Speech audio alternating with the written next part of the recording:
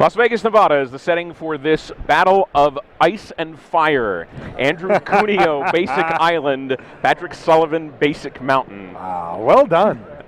Thank you. You just came up with that right now, Right didn't off the top of my head. That was impressive. Vivid Meadow to start it off for Andrew Cuneo. Vivid Grove for P. Sully. You played some hoops with P. Sully yesterday, didn't you? I did, yeah. With and against. All right. I was happier when he was on my team. No turn 1 or turn 2 for these guys. Well, sort of. Yeah. At least he used his mana up on turn 2. He's going to cycle a Fiery Fall to go grab a Forest. So that's going to put Andrew in all 3 of his colors. We know that he's on a Naya color deck. Red, white, and green. And here's all of his colors. Let's see what he has for his turn 3 play. Kodama's Reach. All right, so even more mana. All his colors. More colors and more mana. Yeah, this has got to be a little distressing to Patrick Sullivan that Cuneo's going to untap with 5 mana on turn 4. 22. But he's just gonna kitchen Finks in response and say, hey. Sure. Finks is a solid 3-drop for really any deck here. Andrew. Yeah, there aren't too many archetypes that kitchen Finks just doesn't go in. Spore Sower Thallid for Andrew Cuneo, which has been a pretty solid card all day. Yeah, absolutely. I mean, a 4/4 for 4 right off the bat is good, and we've seen that Andrew has the ability to use Thallids in multiples to his advantage. He's got a lot of Thallid-producing creatures. Well, there's the Penumbra Recluse for Patrick Sullivan. Spider. And speaking of solid, that's yeah. And here's the Sentinel Wood Readers. And it's kicked too. So, you know, we're talking about Andrew Cuneo using a couple of cards to make sure that he hit his land drops and to accelerate himself and now get all of those cards back thanks to having done that. That's right. One of the key parts of the equation when you're going to play a ramp-style deck. Yeah. Petals of Insight for Patrick Sullivan to get himself. He's just going to keep the 3 cards that he saw and try to get himself in a position to mount an offense here. Right now, 2 decks are kind of just staring at each other. I mean, both of Patrick Sullivan's creatures can come back. But it looks like Andrew is going to say, well, let's get some trading happening here. Well, he's got to be representing a trick of some kind.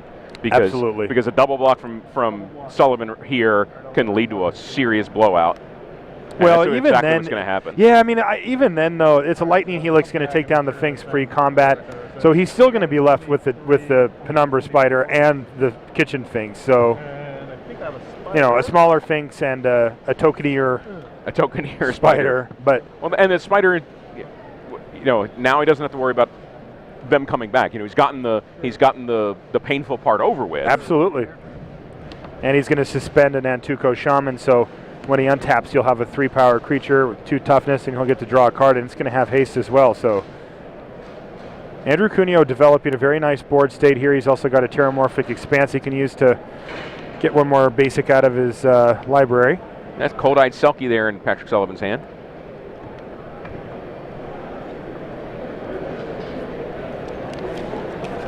But he is going to play the Ether Snipe and bounce the Sports Thrower Thallid to reset it.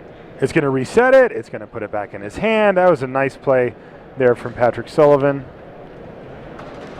Andrew Cuneo cracking Terramorphic before taking his turn. He's got a few cards in hand. Looking to be in a pretty good spot here. Andrew Cuneo is pretty deep into his deck already. Yeah. He's thinned it out a bit thanks to Kodama's Reach.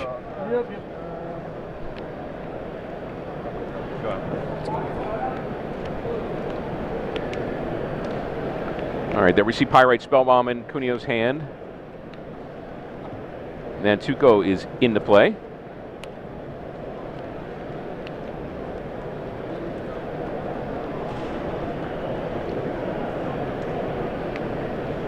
And now he's a little bit into the tank.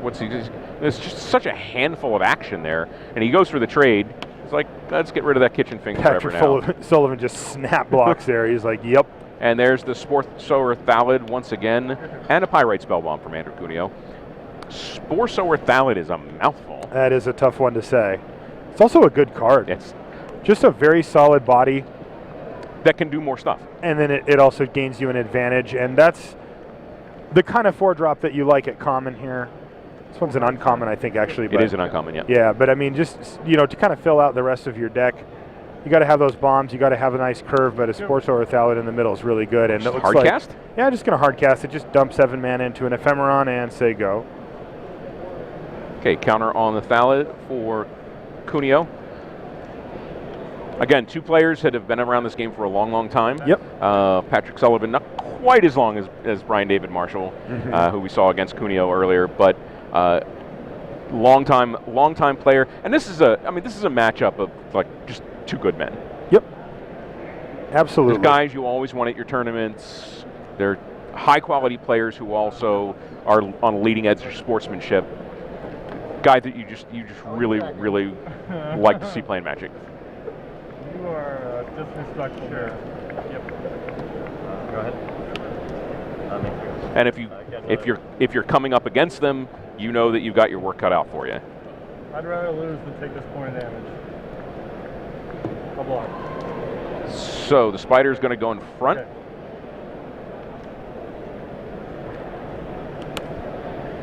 No tricks.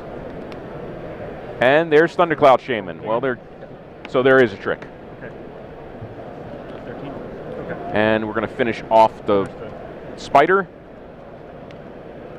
Okay.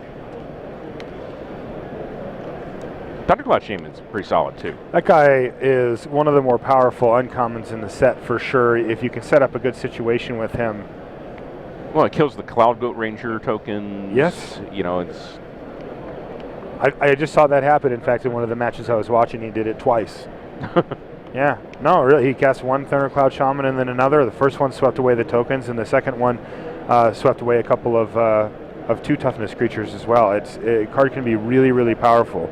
You have to time it correctly so that you don't hit your own guys, but it's not too hard to do, and you can get a lot of value out of that Thundercloud Shaman. Some decks are really cold to it too. Like if you play the Rebels deck, that card's really nasty against the Rebels deck because a lot of them have 1 toughness or 2 toughness. All right, live total stand at 23 for Andrew Cuneo, courtesy of that Lightning Helix. 24 for Patrick Sullivan to the Kitchen Finks coming into play twice.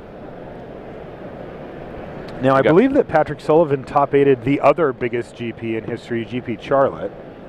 So he's no stranger to the big stage. To the big stage here, and having plowed through 2,600 plus players in that event, he's looking to do the same thing here. Flyers? Yeah. About double. Yeah. Maybe not quite that much, but. Okay, Ephemeron and Ether Snipe coming in. That'll take a chunk out of your life total. That's what I have, yeah. Go ahead. Drop Andrew Cuneo takes them both down to 15. But it's happening so much. Sullivan passes the turn. Cuneo back into action. Been playing conservatively with my life total. What's he got, Marshall? I don't know. Oh, jeez. Okay, so. That's only going to take out the dismisser in this case, though, since Patrick Sullivan is holding on to 2, or controls 2 4 toughness creatures here. But still, remember, one of the things that's easy to forget about Thundercloud Shaman is that it's also just a 4/4. Yeah. You know, like, it has this sweet effect on the board, but it also just sticks around, and it's a beater. It'll get you. Cuneo also plays out a Sports Over Thallid again. And suddenly, I mean, he's got 13 power worth of guys on the board. Yeah. 2 cards. Doesn't have any flyers. Interestingly, Patrick Sullivan has a lot of things he can do with his mana here. Yeah, I was thinking he might do this.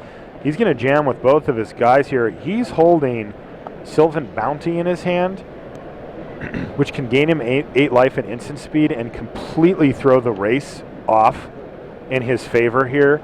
He's also got a Rift Bolt, so that only one of these 2 creatures has to get in. Mainly, if he can get in with the Ephemeron next turn, then he can finish off Andrew Cuneo.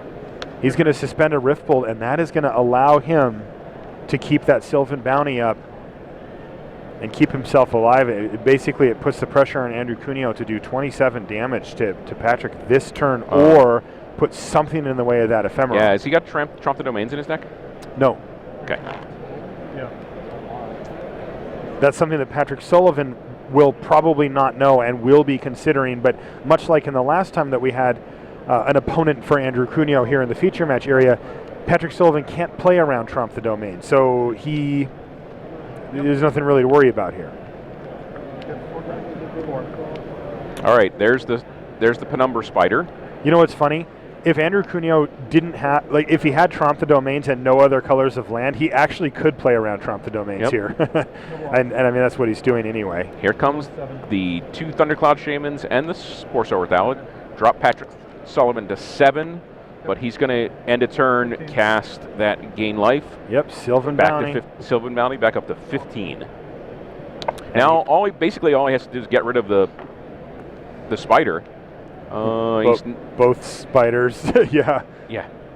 Now he's got profitable attack here, but he's got to be careful because he's facing a pretty mighty crackback. Any type of trick or anything could kill him. 4, 8, 12, 13, 14, 15, exactly lethal on the crackback if he has a chump blocker or something. All right, so there's that Cold-Eyed Selkie again, which is pretty good against most decks. Just not this one. Just not this one. Yeah, it's really bad. It's a chump blocker in this case. Right. But first off, he's going to start with Thirst for Knowledge. So he's going to look at 3 cards. He drew a War Spike Changeling, a land, and is that a sword? Land and Cold-Eyed Selkie. I couldn't see. I couldn't quite see. No, but it's Trump the Domains of his own. And that is 1, 2, 3 only, I believe, but it's still a good old-fashioned overrun as it sits. Yep, he indicates the 3. So that's 14 coming at Andrew Cuneo, who only has 8 toughness to block with. And that means he's going to be taking 6 if he doesn't have anything. Nope. He doesn't have anything, and Trump the Domains finishes it for Patrick Sullivan. All right, so we're just asking if Andrew Cuneo had it. He didn't, but Patrick Sullivan did, so he takes down game 1 from Andrew Cuneo in this round 7 matchup in the 6-0 bracket, by the way. These are two guys that are making a run. I won the first one. Day 2 pretty much assured for these guys right now, but they're thinking at 6-0, they're not thinking day 2, they're thinking that's top right. 8. I mean, the wheels can fall off, right? Like they got to be careful to stay focused down the stretch of day 1, but yeah, they're definitely looking to try to maximize their record, and they're not concerned. Their concern is not making day 2. Their concern is how good of a record can I have coming into day 2. Right. That's a common thing you see among great players. Let's take a look at the upcoming events here. Okay, Grand Prix Miami in my state of Florida next week, June 29th to June 30th. That's a standard event. And then the following week in Kansas City. Once again, you said you're going to be there in Kansas City, right? I'm going to be there. Are you going to make the trip to Miami to check things out? It's a bit of a drive. 5 hours is a long way. It's a little bit too far to drive, and it's a little bit too close to fly. Yeah. You know, because the flight, the not even an hour long flight, takes 3 or 4 hours of getting to the airport and back time. So it's kind of a painful trip from where I live. Sure. Because you got to go across Alligator Alley. What's that? It's a long straight stretch of road of highway. I mean, I was thinking about going to Miami, but you're kind of scary. Through the swamp. Oh, jeez. And if I flew there, would I go? No. You fly over. If you fly there, you just fly over. You get into the airport. Yeah, but that's standard. That's going to be a big tournament. That's going to be awesome. And then Kansas City's modern. Yeah. Which is my favorite constructed format going right now, and I get to commentate that one, so I'm pretty excited about that. Yeah, Modern is really excited. Modern Masters, I think, might have even reinvigorated some of the excitement about the Modern format. There's just a lot of cool cards. You know a format, and then somebody points out a couple of cards. Hey, Rebel Arc. Oh yeah, I had forgotten that Rebel Arc was in this format. Mm-hmm. So. 2 great events coming up in the next 2 weeks on the GP circuit. GG's Live will be at both. GG's Live will not be at both. No, Star City is going to cover Miami, right? Miami, but we're going to be at the at Kansas City the following weekend. Yep. So there will be streams for both of them. You'll be able to pay attention to both of those on the interwebs. So do you think P. Sully sided out that Cold-Eyed Selkie? Yes. I absolutely think he did. I mean, he saw plenty of Andrew Cuneo's deck, and he saw him play Kadama's Reach, so he knows that he doesn't have some splash in there, and he's not going to be able to make that a little card draw engine. Right. So I'm sure he took it out. It's also awful against big green creatures, being a 1/1 for 3. Being a 1/1. It's just awful. Excuse me, can you use 1 red dots, please? Where's that? He wants. Oh, okay. All right, Cuneo is going to go first, and he's going to take a look at his 7, as we see there. I mean, we know Modern Masters sealed deck, as Gavin and I talked about last round, never got play tested in R&D. Right. Yep. They just leap of faith that at an event, and I think it's turned out to be a really, really nice choice. So far, it's sweet. It's been really, really great. We've seen great matches. We've seen awesome things. Again, last round, as I told you the story about Ifro ripping the Kiki Chiki when he had Faster Might. Only to be soul crushed. Only to be soul crushed. In Commander, Kiki Chiki Faster Might's lame. Dude, I run it in my Commander deck. It's lame. I'm kind of lame at Commander, though. I'm not gonna lie. But in sealed deck, yeah, that's awesome. Super sweet. All right, right, let's see what Cuneo has. We're already on turn 3 here. Andrew Cuneo has Kitchen Finks. There were no early plays for either of these players last time, except a little land cycling. It looks like 3 Patrick islands. Sullivan. Yeah. What has gone wrong with the world where Patrick Sullivan has 3 islands in play? No kidding. Kitchen Finks swings in and is followed up with a murderous red cap. It's the persist archetype. All right, well, here we go. Here's a thirst for knowledge to try to find There's an some ephemeron. forests, and he doesn't find any. Oh, he's got an ephemeron. Wow. And he is going to get rid of some green cards here. Mass Admirers, that's not coming down forever. Plus, it's not bad to have in your graveyard anyway. Right. Yeah, you can always get that one back later. Yeah, it's very likely. Very likely. All right. There's the forest that And he a needs. forest off the top, so Thirst does get him there the long way. Yeah. Yeah, but there was that heart-sickening crunch there as he whiffed. All right, let's see where he goes with it. He does have another island in his hand, so he's not shy on a number of lands. But he's facing down red cap Kitchen Finks, just like five more damage right away. And he's going to suspend the ephemeron. So he's got a start going, but he's taking a lot of damage. Yeah, here. I mean, he's at 10 already. Yeah, and Cuneo's in full green light mode here. He knows that Patrick is stumbling on mana, so he's going to just keep adding stuff to the board. He makes that Sparloth Ancient, and Peace Ali's in a big pile of trouble right now. He sure is. There's a Mull Drifter. You can tell he's not happy about this one, but he's just going to hard cast Mull Drifter. It's going to be chump blocking. All right, you're good. And he's at a point where he's got to chump block the Sparloth Agent because he really doesn't want to block them red cap. Yeah, I mean, he could take the whole hit, but he'd need to play at least 2 creatures next turn and have Andrew Cuneo have no tricks, no direct damage, and play no creatures this turn. None of those seem that likely. Right. In fact, I see that Andrew has a Lightning Helix in his hand as well. So he's going to take.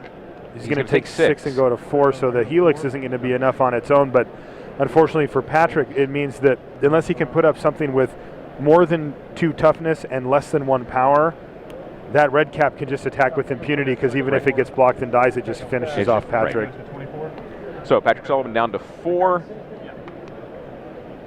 Back seriously up against the wall in this game 2 of the match where he's up 1-0. Once again, we're in round 7, Grand Prix Las Vegas 2013. Petals of Insight, not the card he wants to see off the top here. Sure, it's a fine card, but he's not in a position where he can use up his mana on a spell that doesn't affect the board. He needs to commit things to the board to help him get back into this game, and a Kitchen Finks is a great start. He's going to put him back up to 6, and I think he's going to evoke Aether Snipe here. He is. Get that Ancient out of here. Tick-tock until that Ephemeron comes back in. That's what he's trying to do here. All right, now it looks like there's going to be, Otherworldly Journey on the Ancient. Is going to bring it back in. And in turn, put a counter on it. And it's got a +1/+1 counter. And yeah, now he's getting in with everybody. So the Ancient is 5/5. It's going to get chumped by the Kitchen Finks. All right. Ephemeron looks like it might be a turn late here, and then he just shows him the Lightning Helix and says, "You're dead." And Patrick says, "Okay." Yep. So go to game 3. a mana stumble there for Patrick Sullivan, but it cost him dearly as Andrew Cuneo just committed more and more to the board. You know, normally when you've got a murderous red cap, you'd love to try to kill a creature with it, but once Andrew saw that Patrick was stuck on mana, he's just like, play it, hit you, you know, and like I'm just going to use this thing to attack you while you're off balance. I like that play a lot. I think that a lot of people get a little greedy and they'll try to hold their spells like that to be like, well, if I just wait, then when he casts something, I'll kill it with my red cap. But man, sometimes you just need to slam it. All right, let's take a sneak peek at Sam Black versus Alexander Sperling. Oh, Sam Black has a Yosei the Morning Star. He sure does. On the battlefield. That's first. Is that the, no? That's the first dragon we've seen in play. We saw Jugan get discarded earlier, but I think this is the first dragon we've seen in play. Bone Splitter, not the first of those. No, definitely not the first of those. And it goes on a Latchkey Fairy, but do you run that into the? You know, it's tough to run into that Yosei. Apparently, he didn't want to. I mean, even blocking Yosei, there's veteran armor, is just unprofitable. Well, and now he's facing a problem as well, as now all of a sudden Yosei's a 5/6. Yeah. Yep. Here Sam's it comes. Gonna jam though. He's like, heck with it. Giant Warrior token. Also, Sam Black has 4 red and white mana left available here with a card, at least one card in hand. It's going to make any type of double blocks on Yosei really, really risky for Alexander, not Matt Sperling. Not Matt Sperling. Sperling is up 1-0 in this match. We've got a relatively quick start to game 2 here in our sneak peek. We'll be getting back to Patrick Sullivan and Andrew Cuneo. Well, they're underway. As a matter of fact, now. So giant Dust Wasp there for Patrick Sullivan. Not the ideal turn to suspend, but he'll take it. There's a slightly bigger, bluer version of that in his deck as well, but he'll take it. Turn 2 play is coming from Andrew Cuneo, and it's the Thallid Shelldweller. Thallid Shelldweller. A really good card against aggro, and it's probably pretty good against Patrick Sullivan's deck. Not amazing, but pretty good. I guess it's better to cast that first. Maybe not. Okay, there's some gesturing going on there. Not Yeah, quite sure what that was chatting. about it.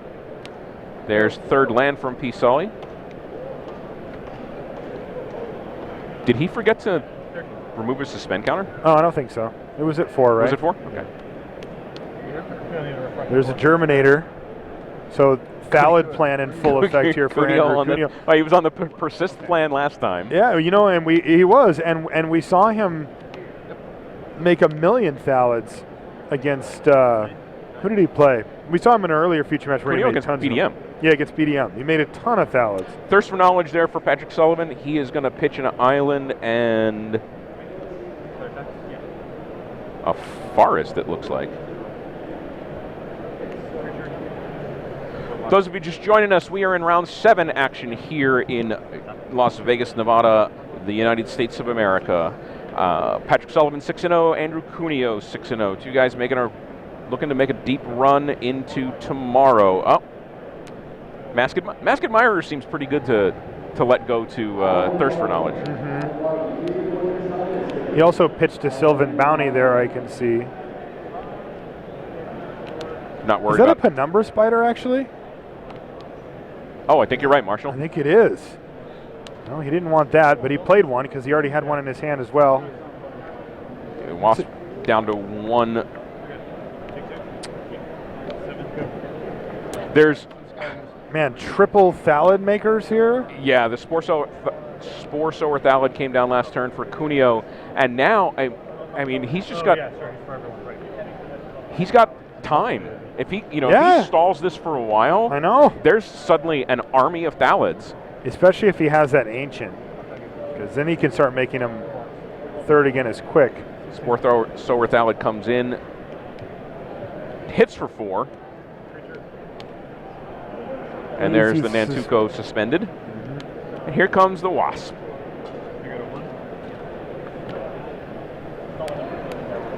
And here comes the Wasp. Here comes the Wasp. So he's going to lead things off with an attack, and then he's got an Aether Snipe he can play here. Yep. There it is. Set you back a bunch.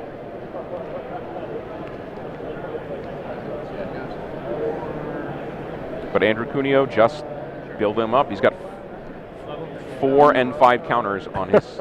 And oh, hey, he's my 3-2 guy.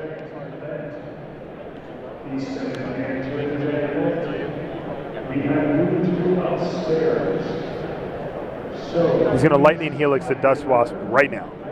Before, while Sullivan is untapped, no tricks in his hand, or no tricks available. There's the Spore Sower Thallid back again.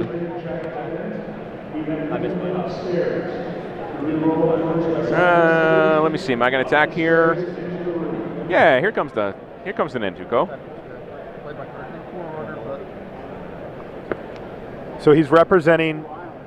He can take some counters off, make some Sapperlings, sacrifice them to give the Shaman +1/+1 and trade it off.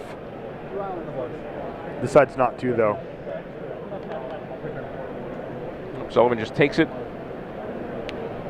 drops him to 13. Was that Trump the Domains he just drew? That is Trump the Domains. He's also got a Vidalcan Dismisser in his hand. And he's going to play it. And he's going to send that thing right back to the top of the deck once again. And that Shell Dweller is really locking things down, even preventing the 4/4 Aether Snipe from attacking. Now 5 and 6 counters on our Thallids.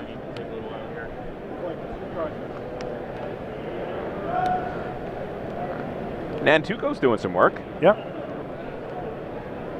Patrick Sullivan can block with the Penumbra Spider and make Andrew Cuneo lose a Sapperling here. Doesn't really put Patrick Sullivan too much further behind, as he's going to end up getting a black version of the spider he already had. There's the trade. There's the new spider. Oh, and there's a wasp of his own. Yeah.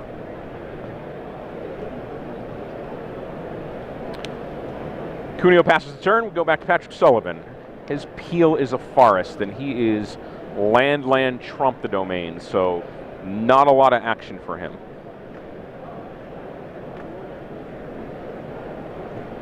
I mean, Cuneo certainly has to respect any tricks, but he's probably just going to get aggressive here. I mean, he's got attacks if he wants them, but I don't really see a reason not to start sending in. He can attack with the Dust Wasp. He can attack with the Shaman. He needs to be careful that he doesn't overcommit, but there he goes. Yes. Thallids are probably going to stay back just to do their business. Now, Patrick Sullivan basically instantly says no blocks, which can be taken a couple of different ways by Andrew. First, I mean, he just doesn't really have great blocks thanks to the Germinator, but right. Also, you know, you could pick up something from that, saying you don't want to lose any of your, like, you don't want to trade or make me do anything here. And Andrew could pick up on that and put Patrick Sullivan on Trump the Domains, especially since Patrick played it last game. Right. So Cuneo plays the Spore Sower Thallid for the 3rd time. Yep. In this game, and we see Rift Bolt is what Patrick Sullivan has peeled off the top. Card that Patrick Sullivan is well familiar with. Yeah. Oh, he's got to kill the Wasp, right? I mean, he's getting murdered in the air. No, he's just going to actually extend the hand here. Oh, he's at 7. He's got nothing. He doesn't have enough because he can make 3 Sapperlings and just swing with the swarm. Yeah. All right, Andrew Cuneo takes down Patrick Sullivan 2-1 in round 7 action here at GP Las Vegas. How much was the Trump for? Looks like we're +4? +3. having a conversation. Nah, couldn't. Yeah, there was nothing I could do. And we're back to our sneak peek game where Sam Black has tied it up against Alexander Sperling. Both players looking through their sideboards here, so we are gonna like we're gonna get a game 3. Yeah, I've got some information here from Blake, from the text writer Blake. You can read him and Nate Price's stuff on the Daily MTG site. But I was talking to Blake, and he said he had a chance to chat with Sam Black, and Sam's got 2 decks. This is sealed. Yeah. And you are allowed to present. You can sideboard it any way you see fit. Your sideboard is all of the cards that you're not using, and sometimes that means that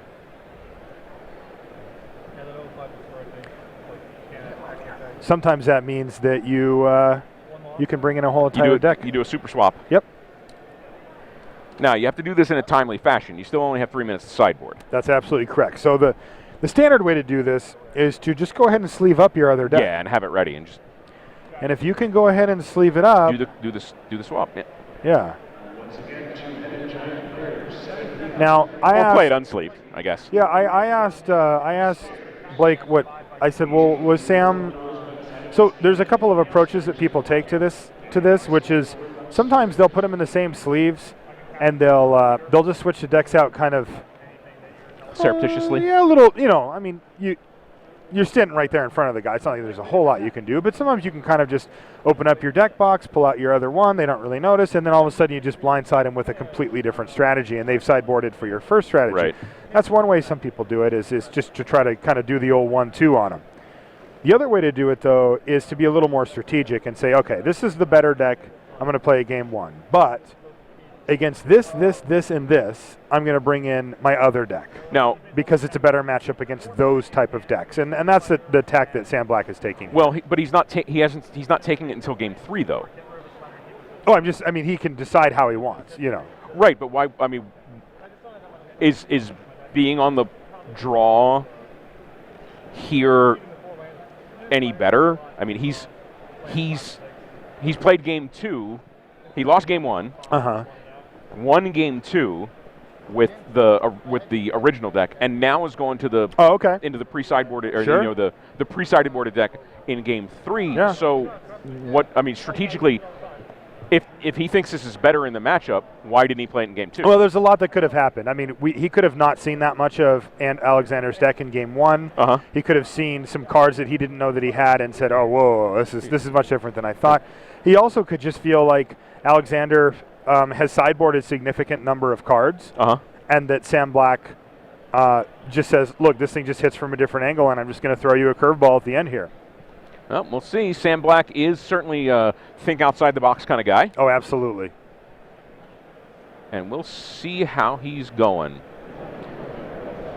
So again, game 3, Alexander Sperling gives the thumbs up to his 7. And that is a 2 swamp, some blue and some black for Sam Black. He decides to keep it. Wow, Moth Dust Changeling? That thing's a giant. All right. Changeling gets in. What do you think of this keep here for Sam? Well, I'll let you know in a minute as he just draws Absorb Viz. He had an island as well. Oh, he had an island in there. We didn't see fine. it. Yeah. Totally fine. Okay, yeah. Fine keep. Yep, he's just going to cycle that Absorb Viz and make sure that he gets enough mana going here. Right.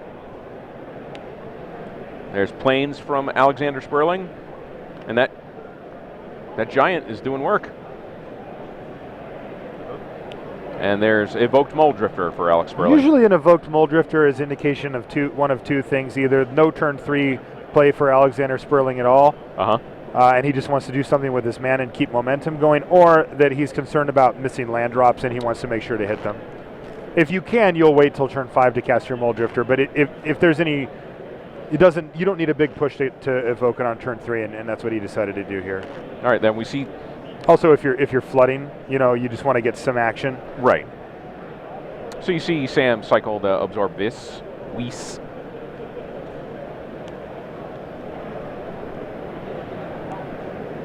All right, Fairy Macabre there for Sam Black. It's just the 2/2 flyer currently, but it is a fairy, and that sometimes matters. In the fairies archetype. I'm not sure exactly what Sam Black's second deck is. We can see it's blue-black stuff. He's got 2 Echoing Truths. He's got a Warren Weirding. He's got a Dream Spoiler Witches, which is going to eventually kill that Moth Dust Changeling, presumably. Alexander Sperling has drawn a Bone Splitter. And he's got a Glenalendra Archmage as well. But you don't play the Archmage until you have 5 mana, right? Unless you're desperate. No, I mean, honestly, like, if you're in limited here, like, what's the worst thing that can happen? Like, they kill it with one of the spells you were going to counter anyway. You're like, sure, fair. It's a 1/1 now. I mean, if you don't have any other plays, you can run it. As it sits, he'll probably just run out Dream Spoiler Witches. Right. All right, Pestermite to untap his own land and then cast an Equip and he's going to attack. Now, does Sam Black trade here? That's the question, because he's got Dream Spoiler Witches, so he can, if he hits a land, he can play Dream Spoiler Witches. Then he has the land, Yeah, so he can play Dream Spoiler Witches. Yep, he is going to trade. And then he can kill Mata's Changeling, but he says, no, I'm just going to keep my life total high here. He draws a Pestermite, that's a nice one, and here comes the Witches. Spoiler, it was that Cloud Goat Ranger, I think, that Alex Sperling just drew. Right, yeah, that must be because he didn't bother equipping. Yeah. Cloud Goat Ranger is going to be not that great here, honestly. I mean, it's always amazing, but don't get me wrong. He still gets the guys. But Sam Black has 2 echoing Truths in his hand. And he's got a Dream Spoiler, which is with a bunch of instants, so he can shrink down that Cloud Goat Ranger. Echoing Truth is a 2-mana instant that will return a target creature and all other creatures with the same name to its owner's hand, which means it wipes out armies of tokens. Right. A card we don't see played a lot in Commander that I would expect to see more of. Yeah. Because it seems like, somebody makes all those plant tokens and whatnot. There's a lot of tokens in Commander. That's interesting. Yeah. All right, so what's Sam Black got for us? Well, he can wait till Alexander Sperling's turn, and it looks like that's what he's going to do. And he can bounce all the tokens, and he can kill the Pestermite all in the same go. But if he does this, that means that Alexander gets to activate his Cloud Goat Ranger in response to the echoing. And hit him for 5. And then hit him for 5 instead. Sam Black's at 16. He can certainly take a hit here, but he's got to be 3 careful. lands in Alex Sperling's hand. We see of his quick rifle. Also, another thing that Alex could do is just attack with all of his Kithkins, in which case Sam Black really gets him. Yeah. He's doing a little math. He's gonna. Yeah. So if you're equipping one of them, you're coming in with all of them. Well, you might, but the point is they're not going to get tapped to give the Cloud Goat Ranger bigger power and toughness. Right. So now he's keeping 2 of them back. He didn't want to throw them into the Dream Spoiler Witches, but right now Sam has a lot of great plays available. Let's see which one he chooses. He's going to play a Pestermite. Now that's going to trigger. He's going to kill the Pestermite. This happens when I Dream Spoiler, which is really good. Yeah, it's really good once you get it going. He also has the Reach Through Miss, the Arcane Draw card for blue, and he has the ability to do that if he wants as well. All right, here's Blinding Beam, though, with Entwine in response, so those are going to tap, and they're not going to be untapping next turn either. So Sam's going to Echoing Truth the tokens, and he's going to shrink down the Cloud Goat Ranger, so he's only going to take 2 damage this turn. So still a totally fine turn here for Sam. It's only going to drop him to 14. And it's going to leave Alexander Sperling with just Cloud Goat Ranger equipped, which is okay, but not the best. And there's Warren Weirding. And wow, Sam Black, just a great play. He would be attacking for 4 here as well, but they're not going to get to untap thanks to the Entwine. Whoa. That's a lot of mana. It's just a hard Ephemeron. cast Ephemeron. Yep. Which, of course, is going to get that. It's going to get that Bone Splitter next turn. Yeah. And really start bashing. Sam Black at 14, Alexander Sperling at 20 life. Black drops his 6th land. That's 4 swamps, 2 islands. He's got the Pestermite. He's got the Dream Spoiler, which is that 4/4 flyer or that 6/4 flyer, if it gets equipped, is some trouble for him. So do you... I mean, you could try something here. Do you try to tempo him with the Echoing Truth, or do you wait? Well, you would wait, because if he goes to a quick Bone Splitter and he doesn't have another land and you get to bounce it, then he doesn't get to replay it. Fair. Yeah, and if he does have a land or he doesn't equip, then you can just bounce it if you want then anyway. Yep. You take a little tiny bit of risk on it. You run it into like Traumatic Visions or something along those lines, but whatever. That's worth the risk. There it is, Echoing Truth number 2. All right, he's going to bounce the Pestermite to his hand, shrink that thing down, replay Pestermite, get another trigger from Dream Spoiler Witches. Shrink it again. And target that again. Now it's got 2. He's going to untap his island and block, and if he wants, he's not going to do it now, but he's got the draw. Wow! Oh! That's only, he overpaid, I think. Oh no, he had tapped a mana. Yeah, it tapped a mana to equip. All right. So that was Yosei, the Morning Star. Yeah. And there's Glenelendra Archmage. So Yosei for Alexander Sperling. Didn't we see Sam with one in our last sneak peek? I think so. That's crazy. Two bomby rares like that. 2-turn clock with Big Yosei as well.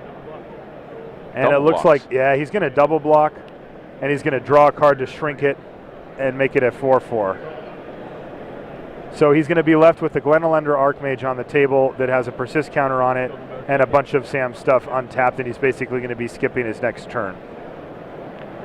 Now, here's the big question. It's fantastic. Killed. Yeah, the big question here is, can Alexander Sperling come up with a big follow-up play? And he can't. He had before, but he can't. Oh, I couldn't quite see Sam's hand, but did he have a sword?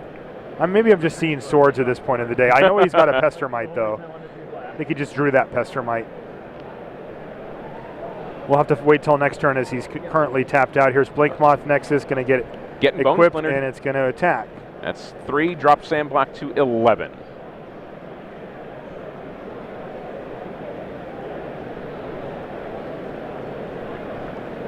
Yeah, again, you can't sit under the threat of Yosei for too long. If you can kill it, and I mean you're going to get time walked, but you're at least going to get the threat off the board. Yeah. Because otherwise it just keeps bashing you in the head. Yeah. Yeah, it was 2-turn clock on Sam. He didn't really have much of a choice. Rather, I mean, he would prefer to not get rid of the Dream Spoiler Witches, but he kind of did what he had to do there. Right, there's Flicker Wisp. And he's going to equip it up. An island for Sam Black. Now back to a fully untapped turn. Now let's see what that was that Sam actually had in his hand here. I still haven't gotten a great look at it. Well, there's 5 mana, so it's not Pestermite. Is it a Riftwing Cloudskate? Nope. It's definitely not a sword. All right, here's a Pestermite to kick things off. He's going to use it to untap one of his lands. That's what it was. It was a Logic Knot. He's going to play Riftwing Cloudskate to bounce his own Glenelendra Archmage, and he's just going to ship the turn back. So now he's got 2/2-power flyers here to get in the way of that Flicker Wisp. So he's feeling pretty stable here. Well, Sperling was down to 1 card there before he drew, so look, I got an Angel's Grace. Was it that, or was it an Avian Changeling? The Changeling seems more likely. Mm-hmm.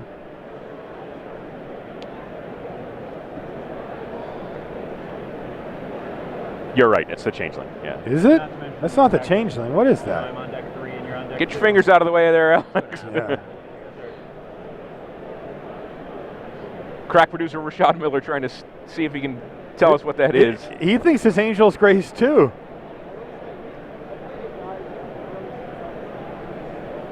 It's Angel's Grace. Another split-second card. Inkmoth Nexus gets animated, gets equipped. Coming through.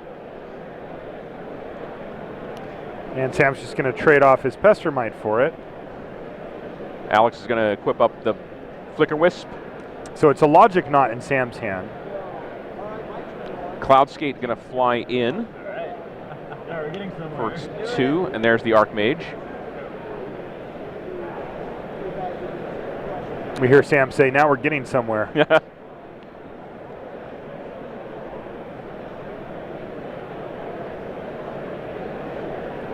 I mean, to be fair, Sam has really fought and scratched to get to this point. Sure He had has. to. I mean, with the Fairies deck, you have some answers to Yosei, and then you have to do what Sam did. Right. Bounce your own dude, replay it, Well, get your Dream Spoiler Witches killed. There's a lot that can go. you know, it's as Sam attacks with the Cloudskate, it's a recurring theme here on our broadcast that great players know and figure out sometimes on the fly how to get a lot of mileage out of their cards. Yeah. And that's what makes them great players. Yeah. Sam was an expert with the standard Fairies deck from a few years ago as well. He certainly is comfortable with the archetype. Sam's going to block here. He's like, sure. Trigger, Persist. comes back. Interestingly, the Angel's Grace, one of the few things that Glenelendra Archmage can't counter. Right. you know, one of the few non-creature spells. All right, oh no, that's a Bounded Silence. So he's going to keep that Cloud Skate locked down. Sam's got to feel okay about that. And there's a Kithkin Greatheart that's going to pick up a Bone Splitter there. Greatheart's still just a 2-1. Well, I mean, it's 4-1 now, but still just has 1 toughness. Sam looking at his graveyard, doing some counting. And he is going to... He's playing Death Denied to get back like 100 creatures. So Right. Sam Black looking to be in great shape after that play. That was insane. See a Judge hand untap that Cloud Skate. Even though it's locked down, it still does untap. And here's Dream Spoiler, which is we're back. 1 toughness Kithkin Greatheart is going to get killed, maybe even during Alexander's upkeep.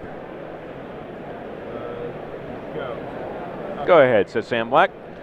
Alex Sperling untaps. There it is, during your upkeep. Kill this, and what is he going to do? What is he going to tap with it?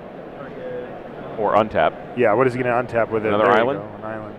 So 3 blue untapped for Sam Black. Man, this has been a fascinating game. Sam Black has been super crafty with these fairies. I'm really impressed. Yeah, I think scratching and clawing, like you said a minute ago, that's definitely the way this game has gone for him. I mean, he's beat some huge cards. Yeah. What is that foil in Alexander Sperling's hand? Another Bounded Silence. Yeah, so Alex is really on the back heel here. I mean, he's just used 2 Bounded Silences on just random 2-power flyers. Like, those weren't doing anything anymore. Right. And there's a Fairy Macabre. Speaking of random 2-power flyers. Right. A card that you see in Legacy a lot, used to take things out of graveyards as a sideboard card. Here, just as a Cloud Goat Ranger. How about that? And Logic Knot is going to nail that thing. Wow, another. Alex Sperling's deck's really good. It's very good. Blue-white non-artifact deck.